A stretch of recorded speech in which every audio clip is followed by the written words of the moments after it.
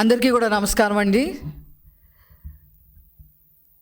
ఈ రాష్ట్రంలో అత్యంత అవినీతి పరుడైన జగన్మోహన్ రెడ్డి గారు 31 క్రిమినల్ కేసులు పెట్టించుకోవడమే కాకుండా లక్షల కోట్ల దోచేసిన వ్యక్తిగా 420 సీఎంగా గూగుల్లో కొడితే 420 సీఎంగా మనకి గూగుల్లో దర్శనమిచ్చే ఈ జగన్మోహన్ రెడ్డి గారు అత్యంత అవినీతి పరుడుగా ఆంధ్ర రాష్ట్రంలో ముద్రపడితే దానికి ఏ మాత్రం కూడా తగ్గకుండా ఈనాడు పెద్దిరెడ్డి రామచంద్రారెడ్డి గారి అవినీతి పుంకాలుగా బయటికి వస్తూ ఉంది. ఈ పెద్దిరెడ్డి రామచంద్రారెడ్డి పగలేమో పూజలు, రాత్రంతా కూడా దోపిడీలు. ఇది ఎక్కడ కూడా ఇలాంటి స్ప్లిట్ పర్సనాలిటీని మనం చూడం.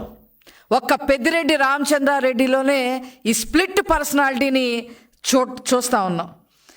పీలేరు ఎమ్మెల్యేగా మొదలుకొని అతని అవినీతి సామ్రాజ్యాన్ని స్టెప్ బై స్టెప్ పెంచుకుంటూ మరి మండల స్థాయి నుంచి, తర్వాత జిల్లా స్థాయి నుంచి, తర్వాత రాష్ట్ర స్థాయి నుంచి మరి ఏకంగా కేంద్ర స్థాయి వరకు కూడా మరి అతని అవినీతి సామ్రాజ్యాన్ని విస్తరించారు అనే చెప్పడంలో ఏ మాత్రం కూడా అతిశయోక్తి లేదు.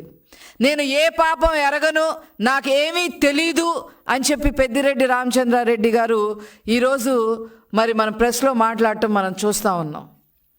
శాండ్ మాఫియా మీరు చెయ్యలేదు అని మీరు గుండె మీద చెయ్యేసుకొని చెప్పగలరా? ల్యాండ్ మాఫియా మీరు చెయ్యలేదు అని మీరు గుండె మీద చెయ్యేసుకొని చెప్పగలరా? అదే విధంగా చివరికి రైతులు రక్తం కూడా పీల్చుకునే విధంగా మీరు మీ శివశక్తి డైరీ ద్వారా మరి పాల రేటు సైతం కూడా ఎక్కువ రేట్లకు అమ్మిన మాట వాస్తవం కాదా అని చెప్పి సందర్భంగా నేను అడగదలుచుకున్నా. అంతేకాకుండా మదనపల్లిలో మరి ఒక గవర్నమెంట్ ఆఫీస్లో ఫైల్ దగ్ధమైతే నాకు ఏ సంబంధం లేదు అని చెప్పిన మీరు ముందస్తు బెయిల్ ఎందుకు తెచ్చుకున్నారు అని చెప్పి ఈ సందర్భంగా మేము అడగదలుచుకున్నాం. అసైన్డ్ భూములు కొట్టేసిన మాట వాస్తవం కాదా? ఇరిగేషన్ భూములు కొట్టేసిన మాట వాస్తవం కాదా? శాండ్ మాఫియాలో కోట్లు సంపాదించి అవినీతి సొమ్ముని కూడగొట్టుకుంది వాస్తవం కాదా? ల్యాండ్ మాఫియా ఎక్కడ పడితే అక్కడ ఎకరాలు కొట్టేసి కోట్లు దండుకున్న మాట వాస్తవం కాదా అని చెప్పి ఈ సందర్భంగా నేను అడగదలుచుకున్నా.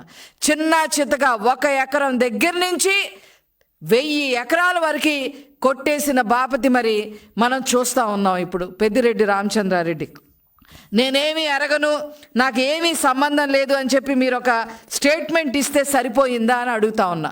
మీ ఓటర్ లిస్ట్ కన్నా, మీ పుంగనూరు ఓటర్ లిస్ట్ కన్నా కూడా మీ అవినీతి పాపాల లిస్టే ఎక్కువగా ఉంది అనే విషయం మీరు గమనించారా అని చెప్పి ఈ సందర్భంగా నేను అడగదలుచుకున్నా.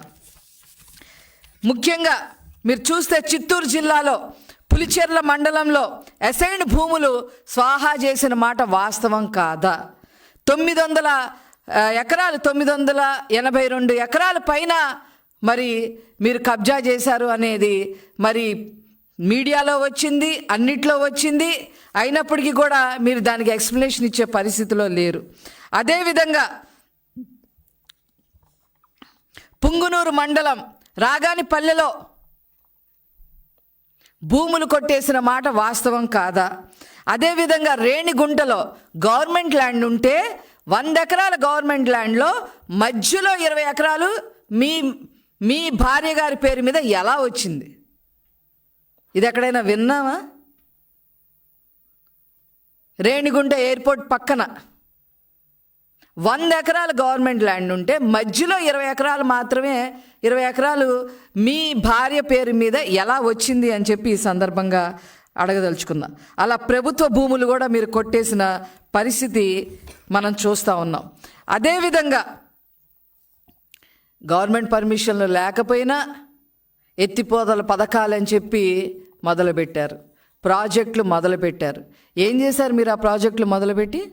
ముఖ్యంగా మరి ఆవులపల్లిలో కానీ నేతిగుట్ల పల్లెల్లో కానీ ఆ విలేజెస్లో వాళ్ళని రాత్రి ఖాళీ చేయించేసి, అనధికారికంగా ఖాళీ చేయించి వాళ్ళ ఉసురు పోసుకున్న మాట వాస్తవం కాదా?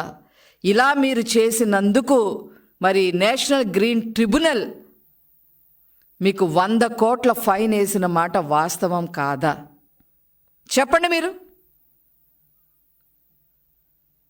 ఇంత అవినీతి చేసి, ఇంకా చెప్పాలంటే ఇంకా తెలంగాణలో కాళేశ్వరం ప్రాజెక్టులో ఎంత అవినీతి చేశారు, నేను అడిచోటికి పోదలుచుకోవాలా. అక్కడ అప్పటి ముఖ్యమంత్రి కేటీఆర్తో కుంభక్కయ్య ఏం చేశారో అవి కూడా ప్రజలందరికీ కూడా తెలుసు.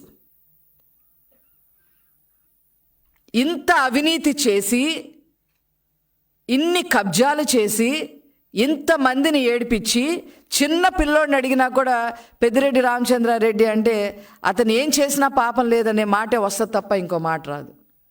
ఇవన్నీ ఒక ఎత్తు అయితే, ఇప్పుడు ఫారెస్ట్ ల్యాండ్స్, అసలు ఫారెస్ట్ డిపార్ట్మెంట్ ఫారెస్ట్ ల్యాండ్ 75 ఎకరాలు మీరు కబ్జా చేయడమే కాకుండా, మీ పేరు మీద రాయించుకోవడమే కాకుండా, ఏకంగా రోడ్ వేసి అక్కడ ఒక గెస్ట్ హౌస్ కట్టారు అని అంటే దేనికి కట్టారు ఆ గెస్ట్ హౌస్?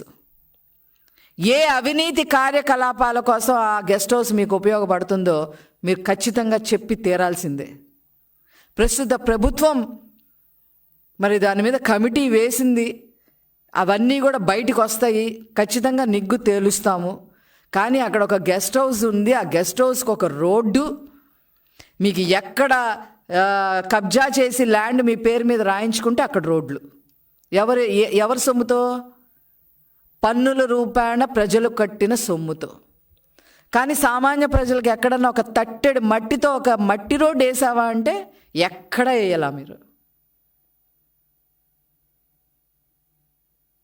ఇంత పాపాలు, ఇంత అవినీతి చేసి ఏమీ ఎరగనట్టుగా మీరు మాట్లాడటం నిజంగా చాలా హాస్యాస్పదంగా ఉంది. పైగా వాళ్ళ మీద డిఫమేషన్ కేసు వేస్తా, వీళ్ళ మీద డిఫమేషన్ కేసులు వేయటం, వాళ్ళ మీద వేయటం, ఇది కాదు పరిష్కారం. మీరు ఏ తప్పు చెయ్యలేదని మీ గుండె మీద చేసుకొని చెప్పండి మీరు. ఆఖరికి మదనపల్లిలో ఒక 5.5 ఎకరాలున్న ఒక ఆవిడ, అది కూడా నీ తరఫు వాళ్ళందరూ కూడా దాన్ని కబ్జా చేస్తే, ఇలా కబ్జా చేశారు, నా పొలం నాకు ఇవ్వండి అని చెప్తే ఆవిడ తాళిబొట్టు కూడా తెంచేశారు కదరా మీరు. ఇంత అరాచకమా? ఇంత అవినీతి చేసి అడ్డమైన ప్రగల్భాలు పలకడం. అప్పుడు కుప్పం మున్సిపాలిటీ నాదే, కుప్పంలో నేనే గెలుస్తా, కుప్పంలో చంద్రబాబు గారు ఎలా గెలుస్తారో చూస్తా. ఇప్పుడేమైంది? మీరు ఎంత గెలిచారు? అక్కడ 3 కనుక అంటే ఇంకొక అతను, మీ మొన్న ఎలక్షన్స్లో ఇంకో అతను థర్డ్ పార్టీ వచ్చి నిలబడకపోతే మీకు 6,000 ఓట్లు కూడా వచ్చేయగవు. ఏదో కన్నులొట్టబోయి బయటపడ్డామని అంటారు చూసారా, ఆ రకంగా ఏదో బయటపడ్డారు. ఇంత స్ప్లిట్ పర్సనాలిటీని చూడటం నిజంగా చాలా ఆశ్చర్యానికి గురి చేస్తుంది. ఖచ్చితంగా మీ మీద ప్రభుత్వం యాక్షన్ తీసుకోవడానికి ముందుకు వస్తుంది. మీ అవినీతి చిట్టా అంతా బయట పెడతాం. మిమ్మల్ని మీ పక్కనున్న తంబలపల్లి ఎమ్మెల్యేగా అంతకుముందున్న మీ తమ్ముళ్ళు, మీ కొడుకులు, ఫ్యామిలీ ప్యాకేజ్ లాగా మీరందరూ ఈ రాజకీయాల్లోకి వచ్చి ప్రజల సొమ్ము మరి తినేసి దేనికి చలనం లేకుండా తయారయ్యారు అని అంటే ఖచ్చితంగా మీ సంగతి ఈ ప్రభుత్వం తేలుస్తుంది అని చెప్పి ఈ సందర్భంగా తెలియజేస్తూ నేను సెలవు తీసుకుంటున్నాను. Thank you.